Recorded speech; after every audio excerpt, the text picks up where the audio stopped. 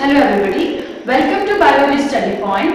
In previous video we have studied about the structure of an anther, and in this video we are going to start the process of microsporogenesis. Alright? सबसे पहले हमें जानना होगा what is microsporogenesis. So here microsporo means microspore and genesis का मतलब होता है formation. So, the formation of microspore is known as microsporogenesis. अब ये होता कैसे है? In previous video we have studied about the structure of an anther. उसमें हमने पढ़ा था कि anther की 4 walls होती हैं. Last one is epidermis, फिर था endothelium, उसके अंदर पे था middle layer तथा tapetum. ठीक है? पर tapetum के अंदर पे जो पार्ट था वो क्या है? वो है sporogenous tissue का. ठीक है? और what is sporogenous tissue? Sporogenous tissue का हर एक सेल माइक्रोस्पोर बनाएगा. ठीक है? स्पोरोजेनस टिश्यू है ना, तो टिश्यू का मतलब है कि वो सेल से मिलके बना पड़ा है. ठीक है? अब सेल से मिलके बना पड़ा है तो उसके जो हर एक सेल होगा वो क्या बनाएगा? बाद में पोलन ग्रेन को बनाएगा, मतलब माइक्रोस्पोर को बनाएगा. ठीक है? देखो, sporogenous tissue are having the capability to form the microspore. Each cell of sporogenous tissue are called MMC और sporogenous tissue का हर एक सेल को हम बोलते हैं माइक्रोस्पोर मदर सेल.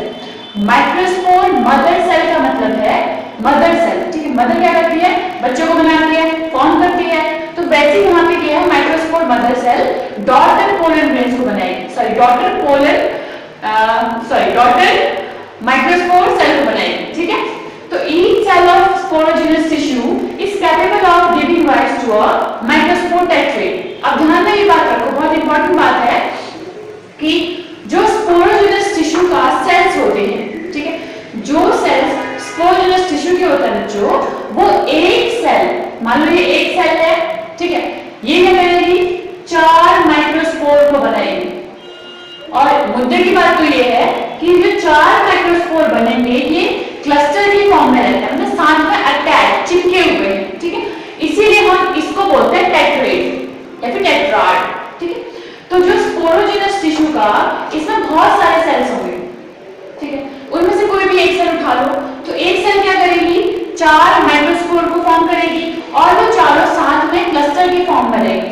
तो उस क्लस्टर को हम बोलते हैं माइक्रोस्पोर टेट्रेड. अब डेफिनेशन क्या है माइक्रोस्पोरोजेनेसिस की?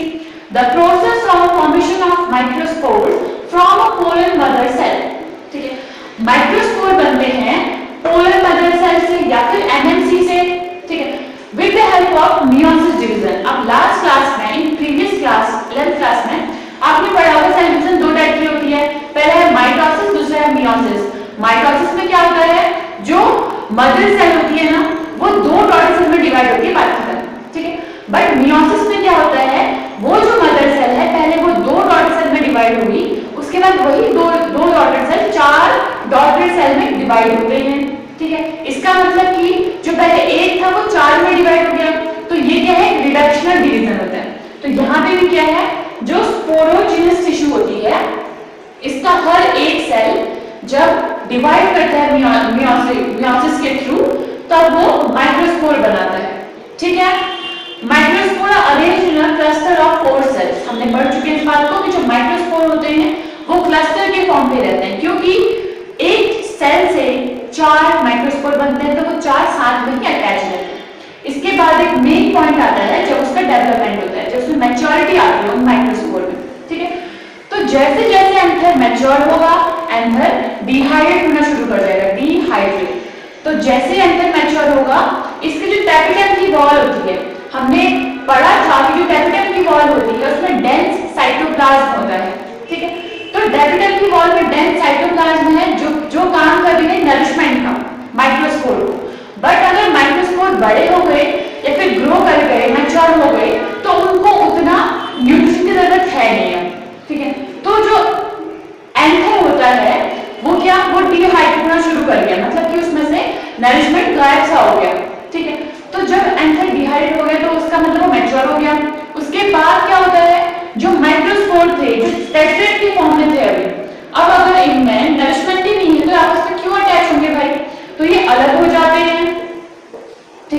मैच्योर हो गया एंथर आपका, फिर आपके माइक्रोस्पोर क्या हो गए, डिटैच मतलब सॉरी सेपरेट हो गए, ठीक है। अब सेपरेट होने के बाद इनमें क्या होगी, ग्रोथ होगी, ठीक है, या फिर मैच्योर हो जाएंगे ये और ये पोलन ग्रेन्स बना देंगे, pollen grains, develop into pollen grains, ठीक है। तो ये था आपका माइक्रोस्पोरोजेनेसिस। याद रखना, माइक्रोस्पोर का मतलब होता है पोलन ग्रेन्स, मेगास्पोर का मतलब होता है एग्स, मेगास्पोर्स। तो माइक्रोस्पोरोजेनेसिस का मतलब होता है कि उन माइक्रोस्पोर का formation with the help of meiosis, ठीक है। उसमें क्या होता है आपका कि जो स्पोरोजेनस टिश्यू होती है, एक बार मैं आपको रिवाइज करवा दूं फटाफट से, समरी करवा देती हूं एक बार। जो स्पोरोजेनस टिश्यू होती है उसके सेल्स के पास इतनी एबिलिटी है कि वो क्या कर सके, कि वो माइक्रोस्पोर को फॉर्म कर सके, बट एक सेल एक माइक्रोस्पोर को नहीं बना रही है, एक सेल 4 माइक्रोस्पोर को बना रही है। तो हम बोलते हैं कि ये माइक्रोस्पोर टेट्रेड है। जब एंथर मैच्योर हो जाता है तो वो क्या हो जाएगा, डिहाइड्रेट हो जाएगा, ठीक है। तो डिहाइड्रेट होने के बाद जो कैपिटल की वॉल है यहाँ से थोड़ी ड्राई होना शुरू कर गई।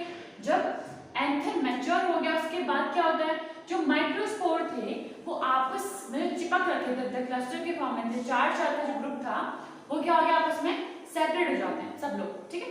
तो जब वो माइक्रोस्पोर आपस में सेपरेट हो जाते हैं तो वो खुद अलग अलग ग्रो करेंगे, ठीक है। तो वो खुद क्या बनाते हैं, बाद में पोलन ग्रेन्स बन जाते हैं, ठीक है। तो ये था आपका माइक्रोस्पोरोजेनेसिस। आई होप आपको वीडियो समझ में आया हो।